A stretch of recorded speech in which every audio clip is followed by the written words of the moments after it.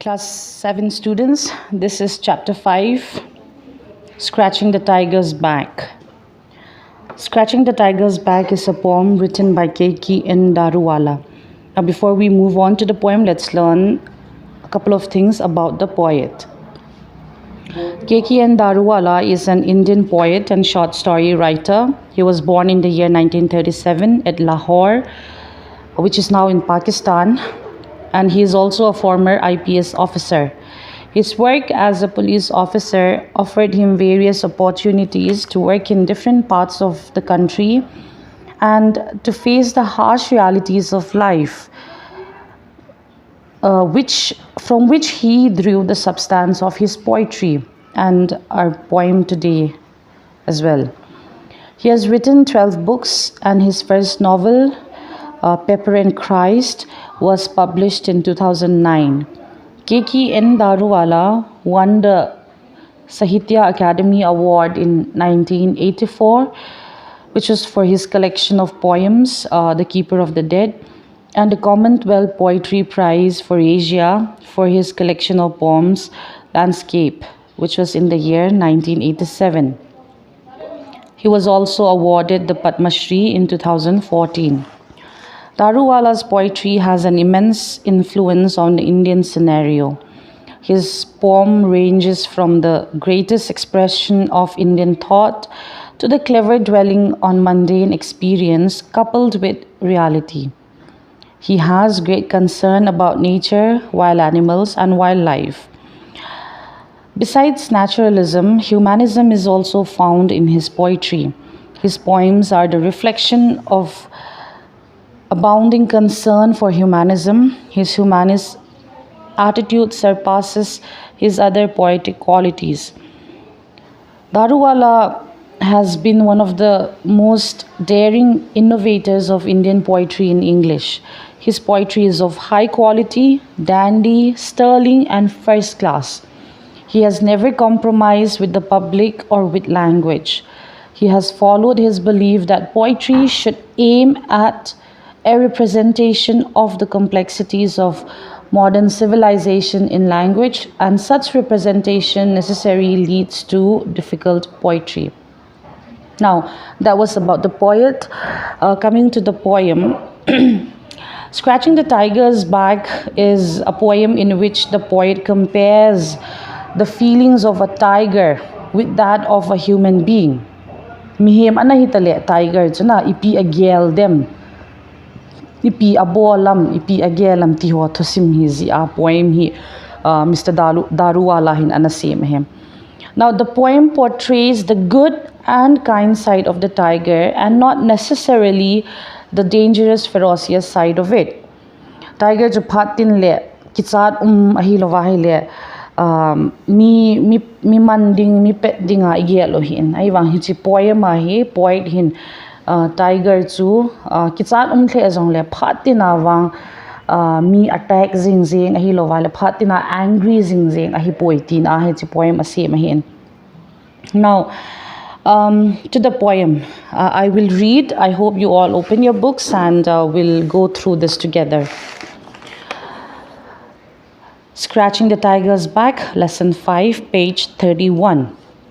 Now, regrettably, the tiger is known for fierce attack. But there are days when the tiger says, "Come here and scratch my back."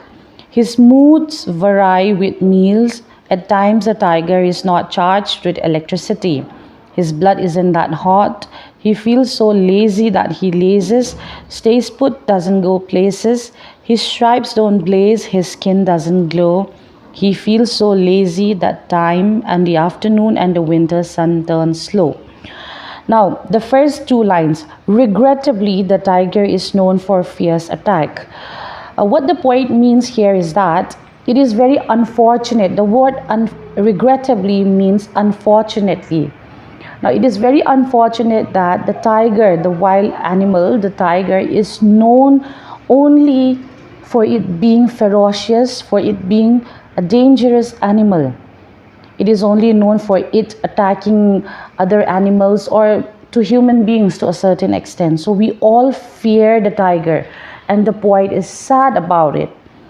Now the following lines, but there are days when the tiger says, come here and scratch my back. Now these two lines set out the feeling of the tiger. Like, there can be days when the tiger is not really angry, is not ready to attack, it's not dangerous.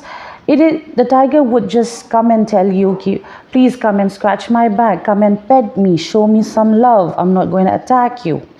So that's the next two lines. His mood vary with meals. At times the tiger is not charged with electricity.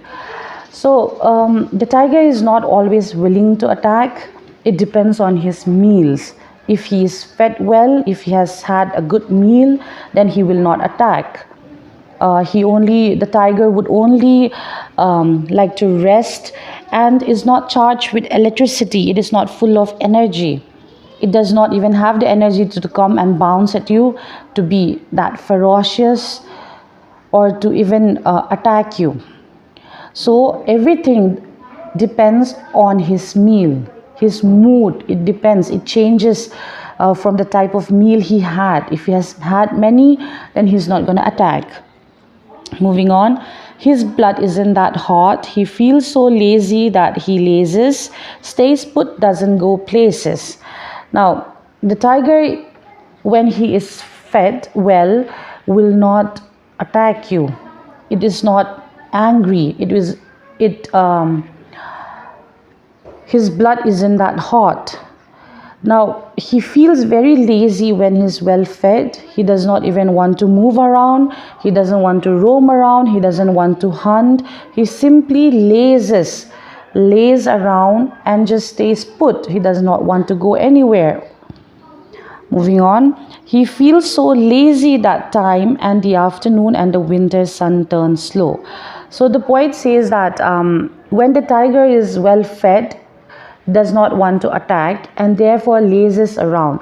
So that time he spends staying put in one place seems to move really slow. Usually winter suns are supposed to turn very fast.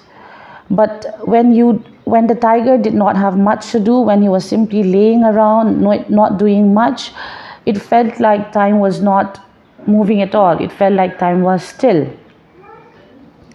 So that is why, and the afternoon and the winter sun turns slow. That's the first stanza.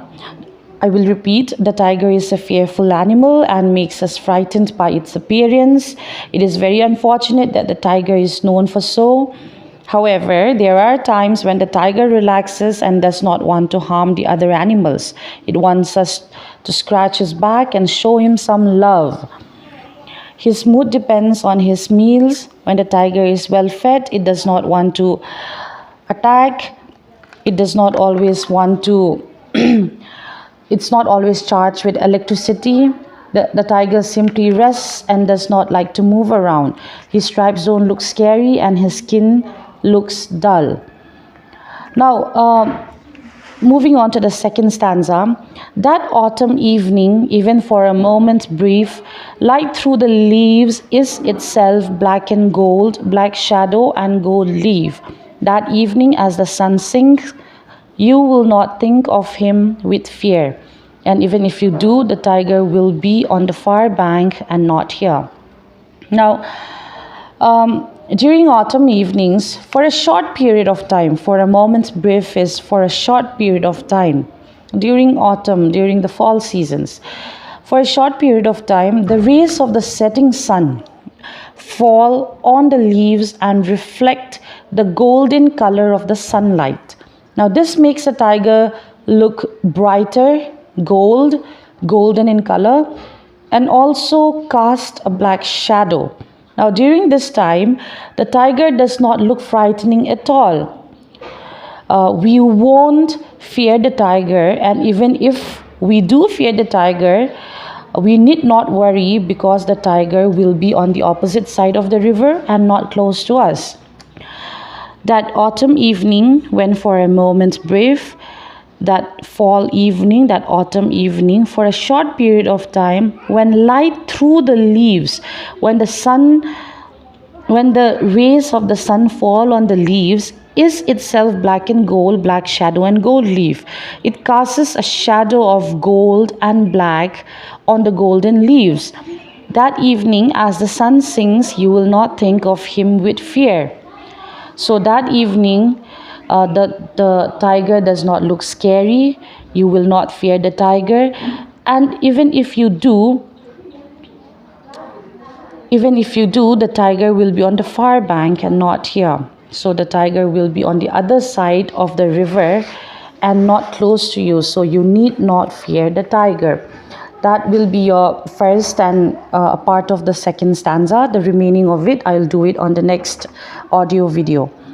Now, for your home assignment, I'd like you all to work on exercise A, page 32.